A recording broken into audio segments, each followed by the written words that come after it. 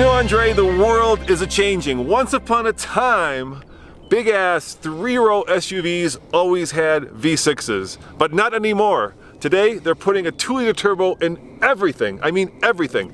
Well, no they don't, because the Acura MDX behind me has a good old V6 with VTEC. Yep. And the VW Atlas has a good old VR6 narrow-angle V6 with a lot of power. Yeah, but behind those two cars is the new Audi Q7, and under the hood is a 2-liter turbo in a big-ass three-row SUV. I don't think that's enough engine for a big SUV. Well, there's only one way to find out, and you know what that is? Drag race.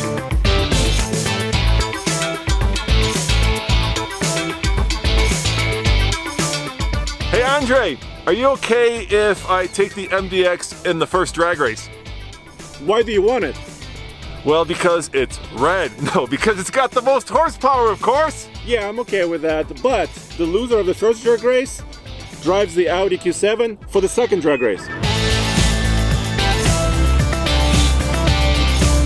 For those of you guys keeping score, I'm driving the MDX, and it has the most horsepower, 290. It's also the lightest at just under 4,300 pounds, and best of all, it gets the best fuel economy, 22 mpg combined. I'm driving the new 2018 VW Atlas. It doesn't have the most power, does not have the most torque. It's the least fuel efficient of these three at 20 mpg combined, but it's the most affordable, just under $44,000. And once it gets going, it's actually pretty quick. Push button start, super handling all-wheel drive, and the most horsepower of all the vehicles here. This should be an interesting race. Place your money now to see which of these two you think is faster. Dynamic mode. Let's go to sport. I am a little worried. This Atlas is a front-wheel drive only model. I hope I can get all the power hooked up. I got the transmission in sport mode. The Atlas just weighs a little bit more than the Acura. Good off-the-line power. Good takeoff from the Atlas. Ooh.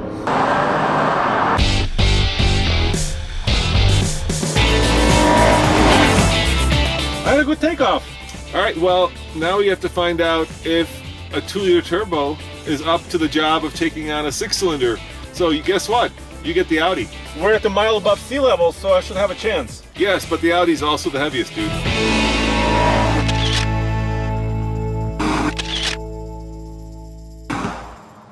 By the way, the Atlas has the most interior space and actually a real usable third row. As far as utility is concerned, the Atlas is #1, in my opinion.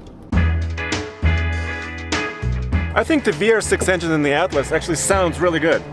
You know, there's only one way to find out, Andre. Rev battle.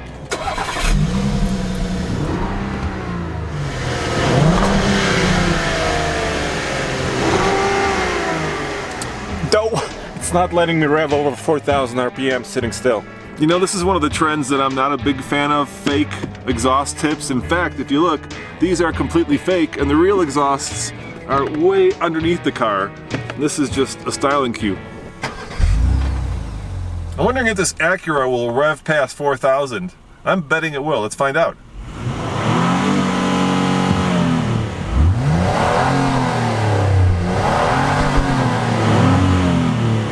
Yeah, it almost goes to 6,000, but I don't want to do that too long because that can't be good for the engine. Now the Acura has a completely different solution to this exhaust issue. It has a chrome exhaust surround with the exhaust tip embedded into the surround, but not part of it.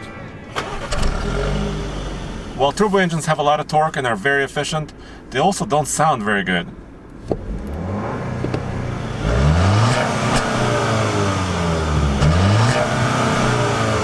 The Audi, of course, is the most expensive, but it's also, I think, the best solution because here, the exhaust tip and the exhaust are one and the same. So basically, this big-ass tip is part of the actual exhaust as opposed to being fake or just having the pipe stick through the surround. Hey Andre, this Audi has, I think, the coolest exhaust tips, but the SQ5, which I tested not too long ago, has fake exhausts.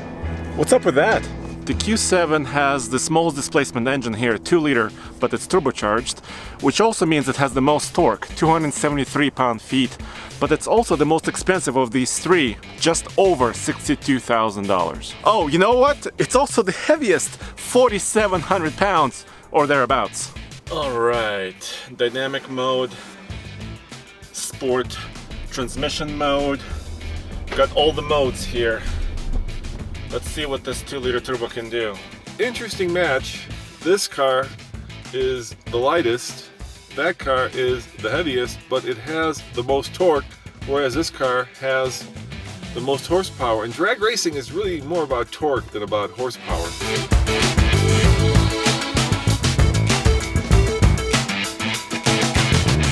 Wouldn't it be funny if they came in order of price? In other words, the Audi being the most expensive one, this second, and the least expensive Atlas coming in third. Oh, he took off! Come on, super handling all-wheel drive! The Audi just takes off much better.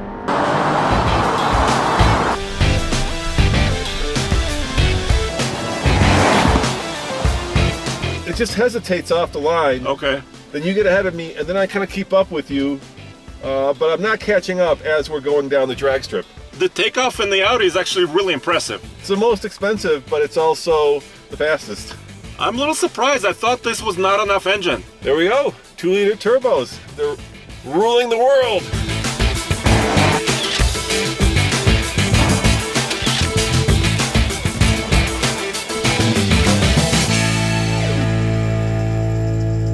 You know what's interesting, Andre? They came in the order of cost. Well, yeah, the Audi is the most expensive, then the Acura, and then finally the VW. But this wouldn't be a TFL review if we didn't actually give you the numbers. You want to do some 0 to 60s? Hell yeah.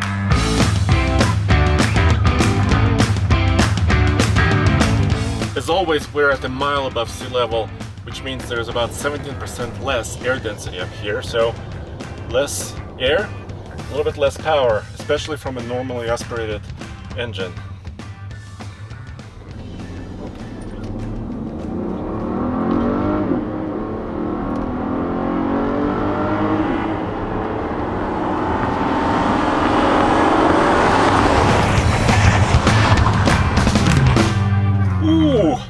There we go, 9.93. So you can subtract about a second and a half for sea level, but 9.93 is not too bad for a big SUV.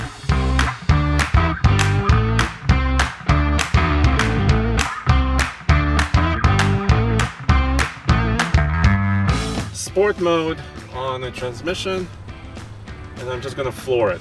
Dynamic mode as well.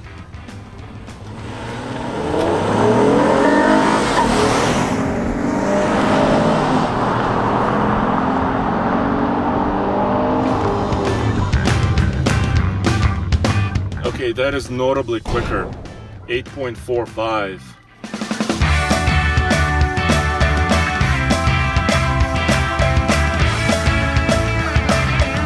Okay, dynamic mode, sport, transmission mode.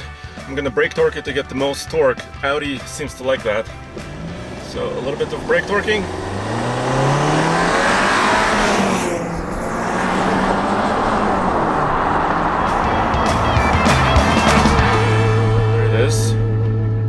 The shifting didn't seem quite as crisp on this one. 8.08. Guys, thanks for watching. Thanks to all our Patreon supporters for letting us do fun tests like this. And Andre, I think the world is going 2-liter turbo, and now I know why. And this is what's special about TFL. We do real world tests. As always, guys, don't forget to go to TFL Car for news, views, and what, Andre? Real world reviews. Hell yeah. See you guys next time. Ciao. So Andre, we've got 2 German cars and a Japanese car, but yet this is the most American review we've ever done. Do you know why? Really? Yeah. Because could they be all made in the United States? No. They're all here in Colorado? No. They're all SUVs? Red, white, and blue! Of course! You know, that looks black to me. Red, white, and blue, Andre. Red, white, and blue.